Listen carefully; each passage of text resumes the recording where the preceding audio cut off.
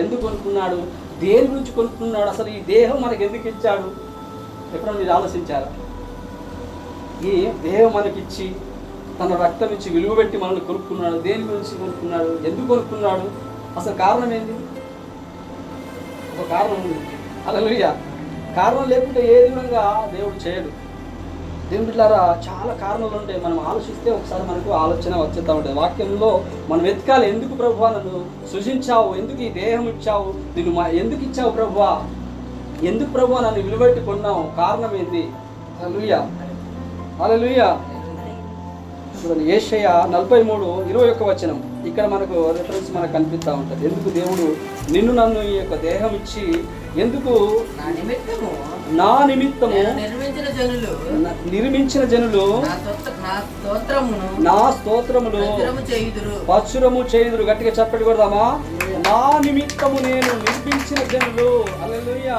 చూడండి, నా నిమిత్తము నేను నిర్మించిన జనులు నా స్తోత్రములు పచ్చురము చేయుదురు.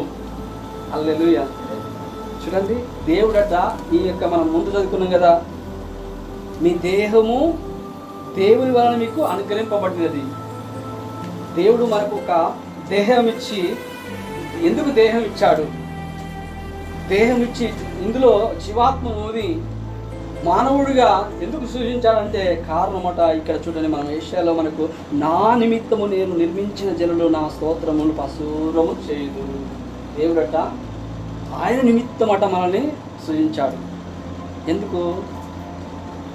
ఆయన స్తోత్రములు పశురం చేసినందుకు. చూడండి, నా నిమిత్తము నేను నిర్మించిన జనులు నా స్తోత్రములు పశురము చేయుదురు. దేవుణ్ణి స్తోత్రం చేసినందుకు, దేవుని స్తుతించినందుకు, దేవుని యొక్క నామాన్ని పొగడతందుకు, దేవుని నామాన్ని ఉచ్చరించినందుకు, దేవుని స్తుతించేందుకు దేవుడు నిన్ను నన్ను ఈ యొక్క దేహం ఇచ్చి దేవుళ్ళ జీవాత్మనుది దేవుడు మానవుడిగా సృజించాడు.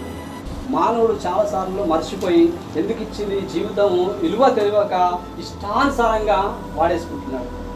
మనిషి యొక్క జీవితము భూమి మీదకి వచ్చినాక దేవుడు అసలు ఈ జీవితం నాకు ఎందుకు ఇచ్చిండు, ఎందుకు ప్రభువాలను సూచించేవారని ఇవ్వాలని ఎప్పుడైనా అడగను.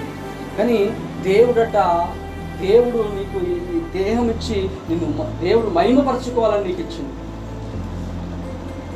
ఆయన నిమిత్తమట, నా నిమిత్తము నేను నిర్మించిన జనులు. ఆయన కొరకు నిర్మించుకున్నాడు. అందుగురించి నువ్వు నీ సొత్తు, మీరు మీ సొత్తు కారు. నా నిమిత్తము నేను మిమ్మల్ని నిర్మించుకున్నా. ఎందుకు? స్తోత్రమును పశురం చేసినందుకు. హల్లెలూయా. నా గురించి నిన్ను చేసిన,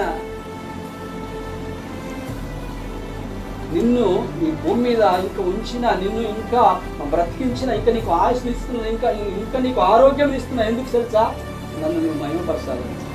కరోనా టైంలో రాలిపోకుండా నిన్ను ఎందుకు కాపాడా తెలుసా? నన్ను నువ్వు మహిమపరచాలని దేవుడు చెప్తున్నాడు. హల్లెలూయా. ఎందుకు నిన్ను ఇంకా వ్యాధుల నుంచి, బాధల నుంచి, రోగం నుంచి నిన్ను ఎందుకు కాపాడుతుంది తెలుసా? నన్ను నువ్వు మహిమపరచాలి, నా నామముని పశురం చేయాలని, నన్ను 10 మందికి చెప్పాలని. నా కొరకు నిన్ను నిర్మించుకున్నాను. నా కొరకు నేను నిర్మించుకున్నాను. స్తోత్రము చేసినందుకు, పశురం చేసినందుకు, యేసుక్రీస్తు ప్రభువారు ప్రకటించేందుకు. హల్లెలూయా. నా గురించి చేసుకున్న నేను నువ్వనుకుంటావు ఇది నా ఆయన గురించి ఆయన ఒక ఆశ కలిగి ఉన్నాడు. ఏంటంటే నీలో నుండి దేవుడు ఒక స్తుతించాలని, స్తోత్రించాలని, ఆ స్తోత్రం నువ్వు చెప్పాలని, మహిమపరచుకోవాలని. ఒకప్పుడు పరలోకంలో సాతానుడు దేవుడిని మహిమపరుతుండే. ఇది ఒక పెద్ద సబ్జెక్టు. ఏం చేసిందంటే దేవుడు ప్రధాన దూత లూసిఫర్ గొప్ప అధికారి, మిగతా దూతలంతా ఈ యొక్క లూసిఫర్ కింద, మనడు హెడ్, లూసిఫర్ హెడ్. పాటల సంగీతం, మంచి సంగీతం, మంచిగా దేవుని పరిశుద్ధులు పరిశుద్ధులు పరిశుద్ధులు అని 24 పెద్దలతో ఎప్పుడు పరిశుద్ధులు పరిశుద్ధులు యెహోవా పరిశుద్ధులు పరిశుద్ధులు నిత్యము స్తుతింప. ఈ దూతలు మాటల చేత, దేవుని యొక్క వాక్కు చేత సృజింపబడినాయి. మనం అలా కాదు, దేవుని యొక్క చేతితో తయారు చేయబడి మనకున్న డిఫరెంట్ దేవదూతలు మాటతో కలుగును కాకంటే అవి కలిగినాయి. మనుషులు అలా కాదు, ఒక మట్టి బొమ్మను చేసి చాలా కష్టపడ్డాడు. ఆ బొమ్మలు చేస్తూ ఉంటే చక్కగా రూపుదిద్దుతాడు. అప్పుడు సాతాను వచ్చి దాన్ని మొత్తం తొక్కేస్తూ ఉంటాడు. చాలాసార్లు కొన్ని వీడియోలు చూసిరలే కానీ మంచి ఇంకా రెడీ అయిపోయింది, ఇంకా ఊపిరి ఊదాలే, వాడు వచ్చేస్తాడు కరాసి దాన్ని మొత్తం మళ్ళీ చిన్న చేస్తాడు. మళ్ళీ దేవుడు అన్నీ మళ్ళీ కరెక్ట్గా పెరుగుతాడు, మళ్ళీ దాన్ని అంటే ఈ మానవుడు చేయకుండా ఎన్నిసార్లు సాధనలు ఆటంకపడుతుంది సార్. నిన్ను ఈ లోకానికి రాకుండా చాలాసార్లు సాధనలు ఆటంకపరిచింది. ఈ సాతానుడు ఏంటంటే పరలోకంలో పరిశుద్ధులు శుద్ధింపబడి ఆ దేవుని ఎప్పుడు శుద్ధించేవాడు. శుద్ధించి ఏమనుకోనంటే ఆ సింహాసనమే నాకు కావాలనుకున్నాడు. నేనే దేవుని అయిపోవాలి, దేవుడే నాకు. అందుగురించి భూమి మీద యేసుప్రభు వచ్చినప్పుడు ఏమనంటే నువ్వు నాకు ఒక్కసారి మొక్కితే నీ లోక రాజ్యాలన్నీ నీకు ఇచ్చేస్తా. నన్ను ఒక్కసారి 40 రోజులు ఉపవాసం ఉన్నప్పుడు యేసుప్రభు ఫాస్టింగ్ ఉన్నప్పుడు కొండ మీద దేవుని బిడ్డలారా ఏమంటాడంటే సాతానుడు, నువ్వు నాకు సాగిల పడి మొక్కితే నీ రాజ్యాలన్నీ నీకే ఇచ్చేస్తా అంటాడు. అసలు ఎవరు సాగిల పడాలి? దేవునికి సాగిల పడవలసిన వాడు, దేవుణ్ణి నమస్కరించేవాడు, దేవుని పూజించేవాడు ఏమంటాడంటే నాకు నువ్వు నా కాళ్ళకు దండం పెట్టు, నా కాళ్ళకు మొక్కు, నాకు నమస్కారం చేయి. ఇదంతా నీకు. అసలు ఆదికాండంలో మనం చూస్తే ఈ సృష్టి అంతా ఎలా ప్రారంభించబడింది మనకు కనిపిస్తుంది కదా. దేవుడు మాటతో మన సృష్టిని అంతా సృజించింది. కానీ అవ్వాదాములు ఆ యొక్క విజేత వల్ల, ఆ యొక్క పండు తినటం వల్ల మరి ఆ పాపము భూమి మీదకి వచ్చేసింది. దేవుని బిడ్డలారా అప్పటి నుంచి మరి పాపము పరిపక్వమైంది, మరణము వచ్చేసింది. దేవుని బిడ్డలారా చూడండి, దేవుణ్ణి ఆరాధించేవాడు, దేవుణ్ణి పూజించేవాడు ఏమనంటే నాకు నమస్కారం చెయ్యి, ఇదంతా నీకు ఇచ్చేస్తా. నువ్వు దేవుని మాత్రమే మొక్కవలని నీకు తెలియదా?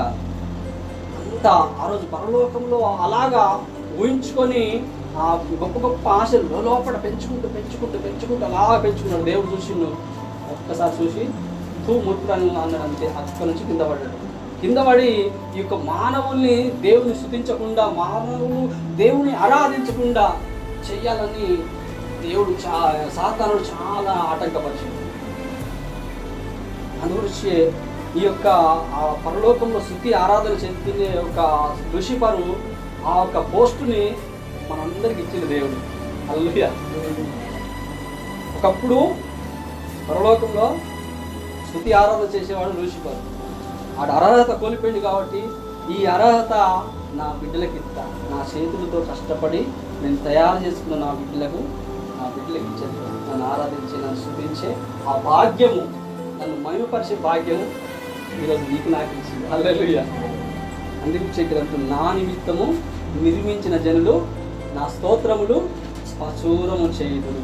ఆయన గురించి ఎందుకు ప్రచురం చేసేందుకు, ఆయన స్తుతించినందుకు, ఆయన మహిమపరిచినందుకు, ఆయనను కొనియాడతందుకు, ఆయనను ప్రకటించేందుకు, ఆయన ఆరాధించేందుకు దేవుడు నిన్ను నన్ను నిర్మించుకుంటాడు. దేవుని బిడ్డలారా మనము మన సొత్తు కాదు, విలువ పెట్టి కొనబడిన వారు. హల్లెలూయా. మనం విలువ పెట్టి కొనబడ్డాం. మనకు చాలా విలువ పెట్టి కొన్నాడు. ఎలా కొన్నాడంటే ఒకసారి మనము వాక్యంలో చూద్దాం. కొంచెంసేపు చెప్పి ముగిస్తాం. నిర్గమకాండము 13వ వచనం, 13వ అధ్యాయము 13వ వచనంలో ఇక్కడ చాలా